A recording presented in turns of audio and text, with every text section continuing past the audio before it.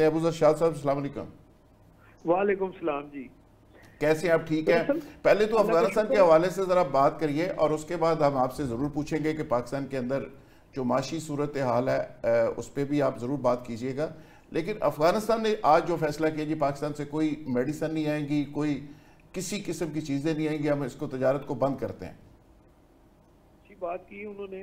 इतने नालायक लोग हैं कि 15 लाख ख्वातीन स्कूलों से बाहर हैं, कोई लेडी डॉक्टर नहीं। दुनिया में सबसे ज्यादा 30% दौरान डिलीवरी डेथ रेट अफगानिस्तान का है। मुझे 45 साल हमने इनको सीने से लगाए रखा। 1 करोड़ से ज्यादा अफगानी पाकिस्तान में बिजनेस सीख के अब चले गए हैं, जो गवर्नमेंट ने निकाले हैं। 2750 किलोमीटर का हमारा बॉर्डर है।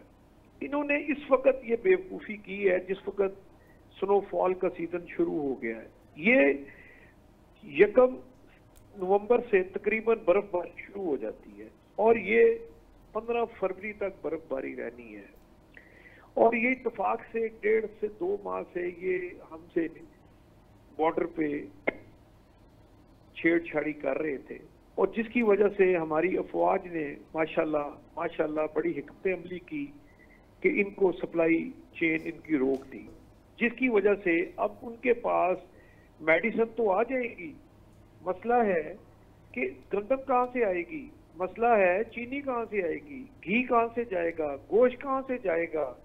क्या हर चीज ये बाहर मंगवाएंगे? 5 करोड़ लोग, 4 करोड़ ये और कम से कम 2 करोड़ लोगों को और ये सप्लाई अफगानिस्तान, ताजिकिस्तान, उज्बेकिस्तान इनका माल जाता था। ये पाकिस्तान की ट्रेड बंद करने से पाकिस्तान में तो चलो इत्तेफाक से इस वक्त गंदम की शॉर्टेज थी और चीनी की शॉर्टेज तो शाह साहब ये सारी सिचुएशन तो हमें भी रियलाइजेशन हो रही है। आपने भी बड़े फैक्ट्स फिगर से बात की, लेकिन उनको समझ क्यों नहीं आ रही? वो कौन जरूरत उनकी पूरी करेगा? इंडिया हमारे ऊपर से उड़ के कितनी चीजें जाके उनको सप्लाई करेगा? वो बम तो दे सकता है, पैसे तो दे सकता है, लोगों को ट्रेनिंग के लिए जहाज भर भर के दिल्ली और दिल्ली से वापस तो ले जा सकता है, लेकिन वो वहां पे गंदम, चावल और बाकी चीजें कैसे सप्लाई करेगा? भाईजान 2000 साल से इनकी तारीख है कि अफगानियों के सिर्फ पाकिस्तान वहां पे मौजूद है। बात सुने मेरी, पराई जंग में कोई नहीं आता, सब फिंगर देने के लिए तैयार बैठे, कदम बढ़ाओ हम तुम्हारे साथ हैं। आपने रशिया ने जो हाल किया है अपना नाम उधर यूक्रेन का, क्या नाम, यूक्रेन का, वो आपके सामने नहीं है कि यूक्रेन को जब जंग में धकेला गया तो पूरी गंदम, पूरी अजनास, पूरा घी पूरे यूरोप को वहां से जाता था। कितना बड़ा इंकलाब आया वहां पे, गैस की कीमतें बढ़ गई, यूरोप पूरा पिट गया जहां की इकॉनमी इतनी स्ट्रांग है। इनकी इकॉनमी क्या है? इनकी इकॉनमी देखें, इनका कारोबार क्या था? अफीम चरस का कारोबार था, मिनरल्स का कारोबार था। अब वो मिनरल्स कैसे जाएंगी अगर हमारा रास्ता खुला नहीं होता? अब वो जहाजों पे तो मिनरल्स जाने से नहीं, रेयर मिनरल का जो अच्छा, इस पे जो खासकर आपसे रिलेटेड जो इनपुट मुझे चाहिए वो ये है कि पाकिस्तानी बिजनेस कम्युनिटी और बिजनेस के ऊपर भी, ट्रेड के ऊपर भी कुछ इसका इम्पैक्ट आएगा? देखिए सर, मैं आपको कहा, देखिए इस वक्त जो हालात हैं वो इस वक्त हमारे यहाँ रिसेशन आता होता है सर्दियों का, क्योंकि हमारे यहाँ भी गिलगित तक और चित्राल तक बर्फबारी पड़ती है, उधर चमन तक पड़ती है। उसकी वजह से हम लोग ऑलरेडी इस सेशन से निकलते हैं रिसेशन के, क्योंकि ये तो जितनी खरीदारी हमारे लोगों ने करनी थी वो तो कर ली है। अब इनका टाइम था खरीदारी का, चीनी का, गंदम का, घी का, क्योंकि इनको अगले 4 महीने माल चाहिए। इनके लिए तो सिर्फ ये है कि इन्होंने ये स्टेटमेंट दे के अपने पाँव पे कुल्हाड़ी मार दी है। ये तो अब मुझे ये समझ नहीं आ रही कि ये 15 पहले तो आपने 7-8 सेशन कर लिए। हमारे वज़ीर दफा साहब ने बड़ी कोशिश की, हमारे प्राइम मिनिस्टर साहब ने बड़ी कोशिश की कि मुसलमान आपस में ना लड़े। जो दहशतगर्द बने हुए हैं, जो मुसलमान नहीं है, एक्चुअल जो राग है आदमी इंडिया के आदमी है, वो लोग वहाँ ट्रेनिंग दे रहे हैं। अच्छा, अबू शाह साहब, आखिरी एक सवाल, पाकिस्तान की जो माशी सूरत हाल है इसके हवाले से भी मैं चाहूँगा कि आप हमारे साथ हैं, तो आप आजकल इस पर बहुत ही बात कर रहे हैं। फील्ड मार्शल से भी आपकी मुलाकात हुई थी, आपने बताया, मैंने आपकी एक वीडियो देखी है, और आप फैक्स फिगर भी देते रहते हैं, टैक्स के हवाले से भी आप एडवाइस करते रहते हैं। अभी फील्ड मार्शल का मामला हल हो गया, 27वीं तरमीम पास हो गई, स्टेबिलिटी को मुल्क के अंदर आएगी, और आप समझते हैं कि मौजूदा जो टैक्स नेट है, टैक्स का सिस्टम है, आने वाले दिनों में पाकिस्तान की कोई माशी बेहतरी होने जा रही है? अल्हम्दुलिल्लाह जी, मैं 27वीं तरमीम को एज ए बिजनेसमैन इतना पसंद किया है, जिसमें उन्होंने ड्यूल नेशनल के ऊपर काम किया है। जो मेरी पहली रिक्वेस्ट थी कि 50,000 के ज्यादा ड्यूल नेशनल है, किसने तो काम किया के लिए है जी, किसने काम किया उस पर? 27वीं तरमीम में आ गया ना जी। क्योंकि 27वीं तरमीम में वो तो ड्रॉप हो गया। हाँ जी, वो उसमें तो नहीं डाला गया, वो ड्रॉप हो गया। 27वीं तरमीम में वो पास तो नहीं हुआ। वो अगर इम्प्लीमेंट करवाते हैं, देखिए 28वीं इसमें जो सबसे अच्छी शिक मेरा ख्याल है 28वीं की उम्मीद रखे। उसमें सूबे कितने बनने हैं, डुअल नेशनल, ये 3-4 चीजें उसमें आएंगी। 18वीं अमेंडमेंट पे भी आएगी, ये मामला आगे चलेगा। 40 शोर है, देखें 50,000 के करीब जो ड्यूल नेशनल है, इन्होंने मुसीबत बनाई हुई है।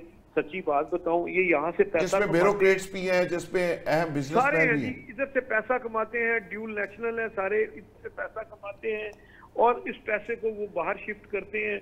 यही हमारे मुल्क की तबाही का असल मसला है। लाहौर चैम्बर से वैसे किसने बिजनेसमैनों ने डुअल नेशनलिटी ली है? वैसे मेरा ख्याल है कम से कम 10,000 से ज्यादा होंगे। अच्छा, 10,000 से ज्यादा। आपने तो एक लेटर भी लिख दिया है कि कुछ लोग बाहर गए, चैम्बर का लेटर लेके, रिकमेंडेशन लेटर लेके आपका, और वो वापस ही नहीं आए। सर, वो ह्यूमन ट्रैफिक हो रही थी, देखें उसमें मैंने क्लियर, वो आपकी वसातत से भी ह्यूमन ट्रैफिकिंग हो गई ना, वो लोग गए बाहर, वापस ही नहीं आए।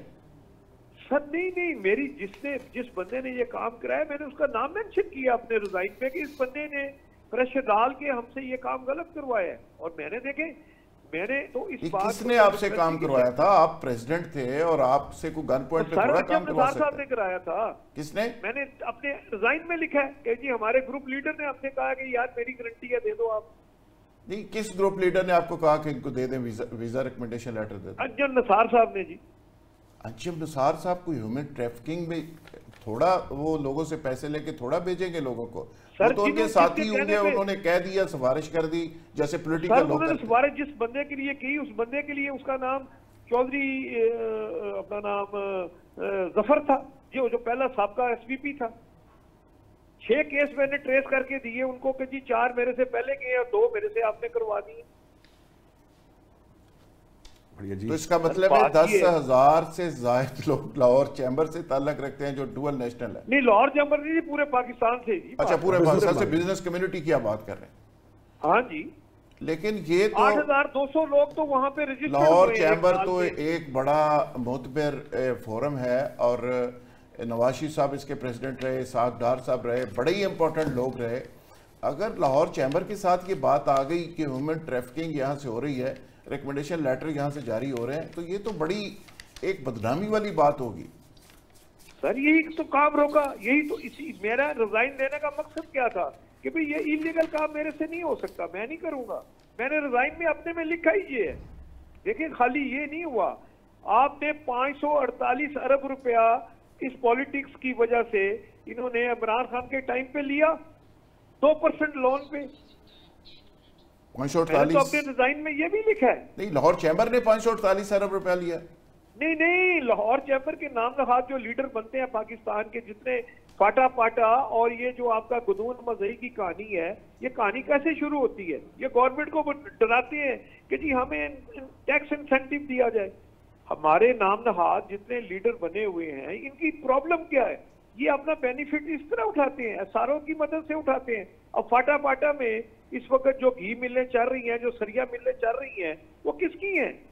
वो सिटिंग जो इस वक्त आतिफ इकराम साहब है उनकी है। अच्छा, ये है कि इस तरह गवर्नमेंट को डराने से तो गवर्नमेंटें नहीं चलती। टैक्स का देखें, आपका फाटा में आपने उन्हें इंसेंटिव दिया हुआ है। ओके भाई, फाटा को इंसेंटिव देने का मतलब फाटा के लिए है ना, सिर्फ माल, और वो 50 लाख की ये बात ही नहीं है। वो सारा माल आके बिकता है ओके। पाकिस्तान के अंदर। अच्छा आके इधर अबूजर बिकता है। साहब, आपके पास तो चूंकि इतनी ज्यादा इंफॉर्मेशन है, आपके साथ तो पूरा यकीन करें सेशन होना चाहिए।